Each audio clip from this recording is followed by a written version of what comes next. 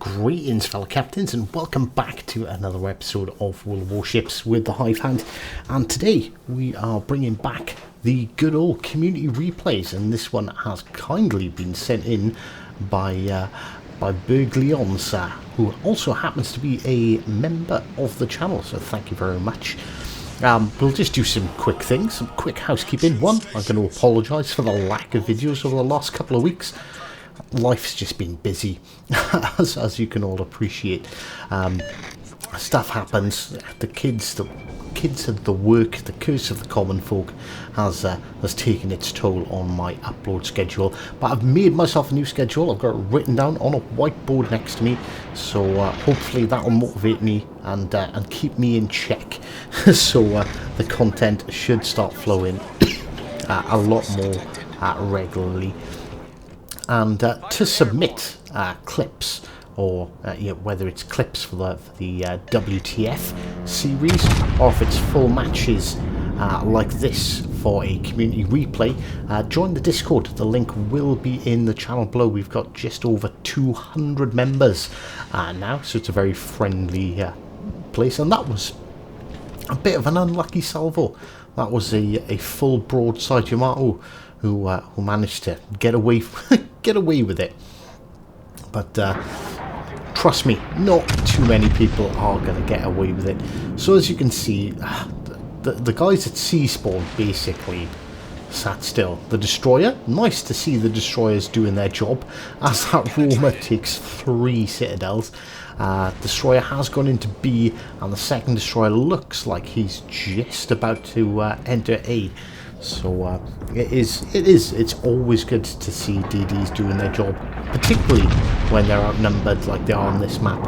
So it's not really a blind fire, but blind fire-esque. That Roma was unspotted, and he does another 17,000 damage, I believe. So that's within the first 2 minutes of the match. 71,000 damage done with Yamato armor piercing.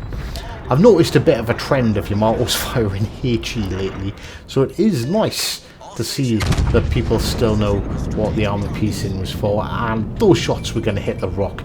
But I completely agree. I would have taken that shot, because you never know.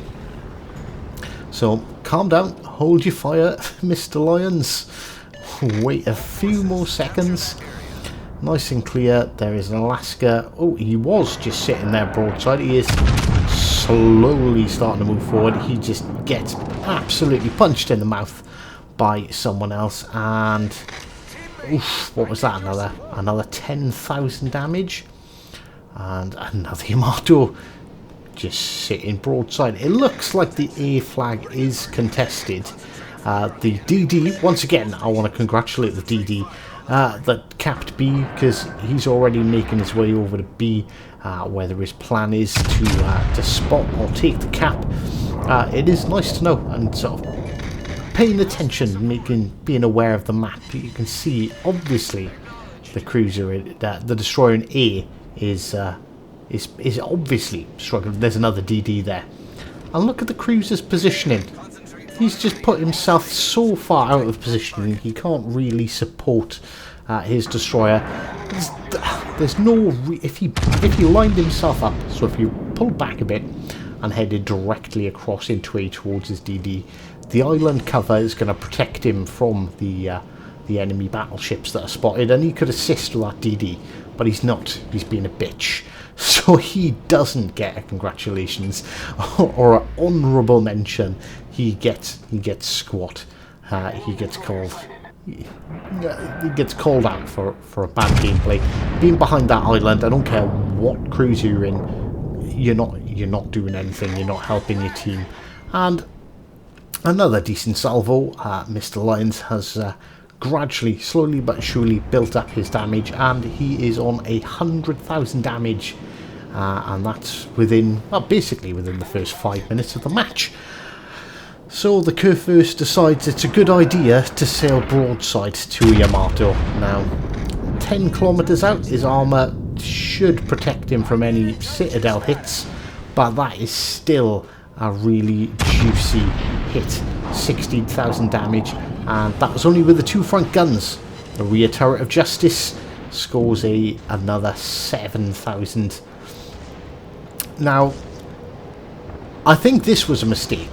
He's broadside, there's an Iowa out there and a curve first there. Alright, the curve first behind an island and may or may not be able to shoot at him, but that's a bold move. That's a risk I would not have been willing to take, and I would have probably have taken this opportunity myself to finish the curve first, but the other Yamato on the team takes him out.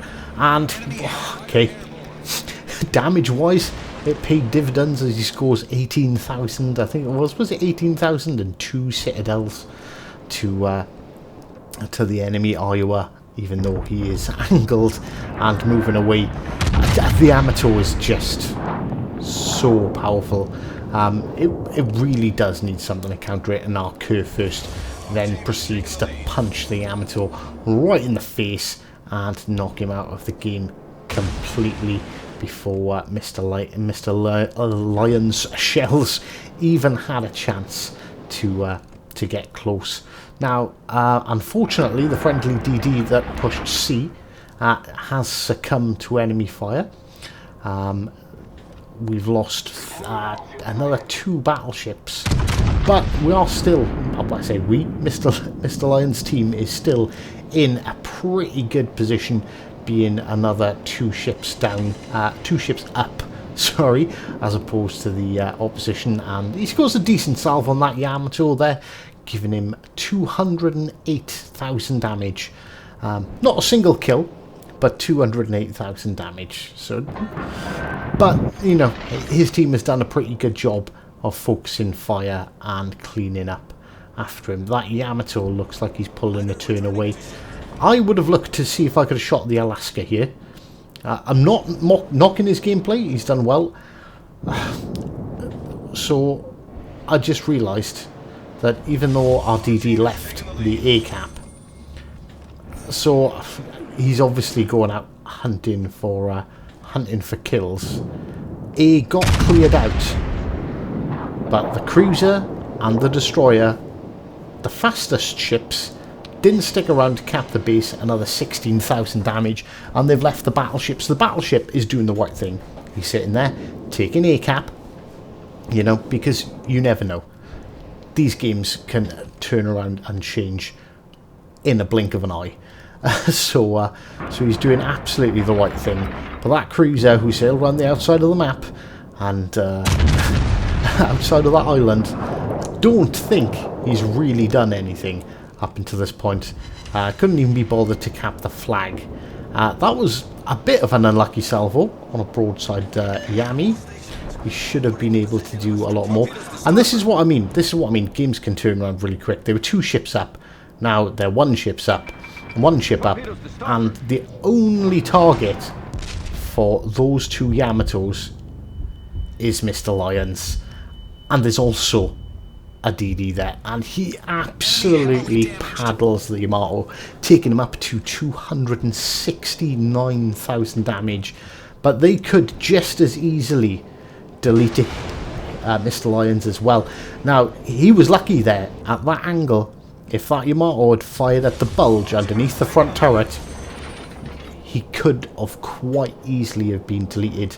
So I think there's a bit of there's definitely a bit of luck at play. As you can see, Mr. Lyons, you've seen where he was aiming. He's looking for that shot on that bulge, which is exactly what that Yamato should have done. He takes 2 torps. I'm pretty sure that Yamato fired again. Look, he's fired. He's smashed them into the island. I wouldn't have shot there. I would have waited. I would have held out for him to push out, because if he pushes out, he's going to be reloaded before you, and you're showing an awful lot of broadside. This is risky. But look, he's firing right underneath the front turret, and he takes a nasty hit from that Yamato. But that Yamato is never going to survive that shot. I suppose this is pretty good for highlighting the weaknesses as well of the Yamato. And 304,000 damage before the enemy DD's torpedoes come in, and Mitzig in the lightning finally stops Mr. Lyon's reign of terror. So it's always a sad sight. Well, it depends. If it's your Yamato, it's a sad sight watching it go down. And right, so here's the ship. Oh, right, okay, that explains why he went out to the edge of the map and done nothing. He's in the Azuma. So fair enough. The Adachi kindly dropping smoke for his for his remaining teammates. And so is that. There's so 10 minutes, 304,000 damage. You've got to be impressed. You have. It was helped by the two enemy Yamatos being idiots and not knowing when, where, or how to shoot at a Yamato. But well, you know, that's what makes players better at the game, is knowing where to shoot. You can't just assume, oh, I've got big guns, I'm just gonna shoot at a target and it's gonna die. It doesn't work like that. Knowing the weak spots, particularly on such a strong ship like the Yamato, is massively important. So the Adachi taking a couple of shots of that DD there. Don't worry, we are closing in at the end of the match. There's not going to be a whole lot of this looking around, waiting for the DD to get killed. He gets temporarily spotted. I think Mr. Lyons, he's not really paying all too much attention. He's just sitting in here waiting for the match to conclude. I'll be interested to see that Azuma score come the end of this. And the Adachi's being spotted, taking a couple of hits, taking a lot of hits. It's a lightning. A lightning can outgun a Adachi really easy. And a bit of luck that the points came out, because who knows, that could have been a loss the way some of his teammates were playing there. So 304,205 damage, not quite the record, but getting there. Where did look? Did you see that? Did you see flick back? Oh, there he is, the Azuma, dead last. So yeah. I hope you do enjoy this the community replay. I will call out, it's not just about good games, it's about the good and the bad. And you know, if someone does something wrong, and I genuinely think Mr. Lyons made a couple of mistakes, showing a lot of broadside and target selection where I thought was a mistake turned out to be the right call. But could have very easily have gone the other way. But thank you very much for submitting it. Like I said, if you want to submit a replay and have me look over it and sort of discuss your gameplay, join the Discord. And well, until next time, take care.